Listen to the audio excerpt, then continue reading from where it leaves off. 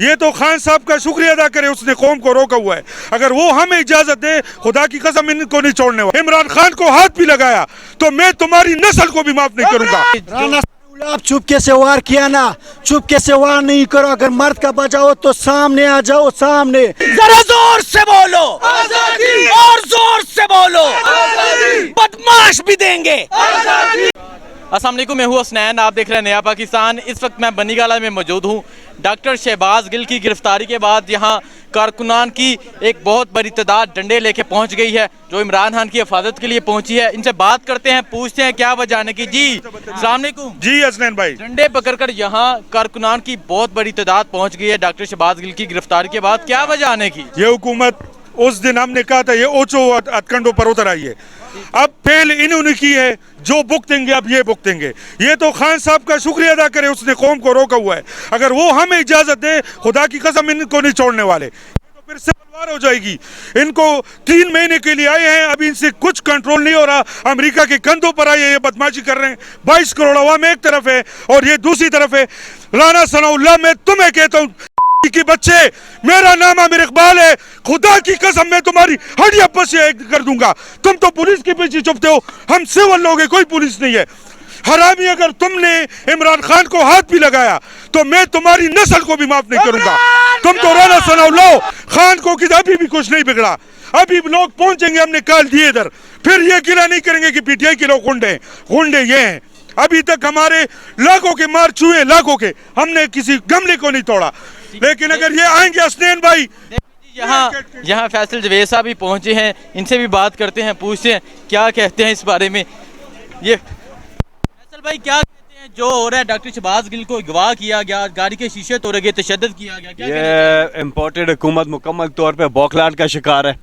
یہ کوئی طریقہ کار نہیں ہے. اور جو ہمارے اداروں کے خلاف بولنے والے ہیں وہ دندناتے نہیں پھر رہے، وہ حکمران بنے ہوئے ہیں جو اداروں کے خلاف بولتے رہے ہیں.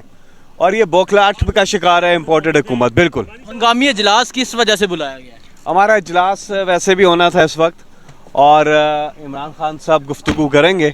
ابھی اجلاس شروع ہونے والا ہے. میں آپ کو واپسی پر آ کے زیادہ اپڈیٹ کر سکتا ہوں. مجھے یہ بتائیں، یہ اس کے پیچھے کون ہے جو تشدد کیا گیا، جس طرح مارا گیا، ان کے اسسٹنٹ کے جس طرح کپڑے پھاڑے گئے، شیشے توڑے گئے؟ یہ بھی جائزہ لے رہے ہیں، چیزیں سامنے آ جائیں گی. لیکن سیدھی آپ کو نظر آ رہا ہے کہ یہ امپورٹڈ حکومت جو نون لیگ والے ہیں، یہ کس قدر بوکھلاہٹ کا شکار ہیں کہ اس قسم کی حرکتوں پر ہی اتر آئے ہیں. ٹھیک ہے جی. فیصل جوید صاحب میرے ساتھ موجود تھے.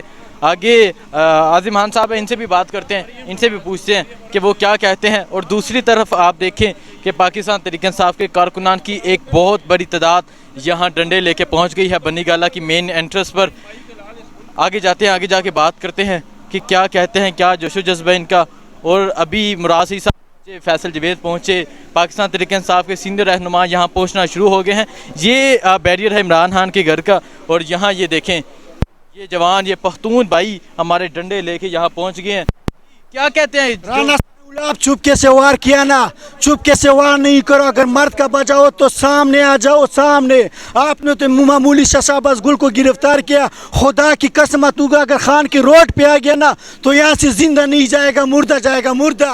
ہم یہاں دیکھیں کتنا غصہ ہے یہاں پاکستان تحریک انصاف کے کارکنان کو، اور کتنی بڑی تعداد میں پہنچ گئے ہیں. یہ دیکھیں، یہ پاکستان تحریک انصاف کے کارکنان ہیں. سر کیا کہنا چاہتے ہیں؟ ڈنڈے ہاتھ میں لیے آپ باہر نکل آئے ہیں. جی بس اسی دن کا ہمیں انتظار رہتا ہے. ہم یہاں کیمپ میں ہوتے ہیں تو ہمیں اسی دن کا انتظار ہوتا ہے کہ کبھی یہ کوئی غلط حرکت کرے اور ان کو ہم مزہ چکائیں کہ پاکستانی عوام کس طرح جاگ چکی ہے. اگر یہ اچھے طریقے سے بات کرتے ہیں، ہم نے ہمیشہ اچھی طریقے سے بات کی ہے.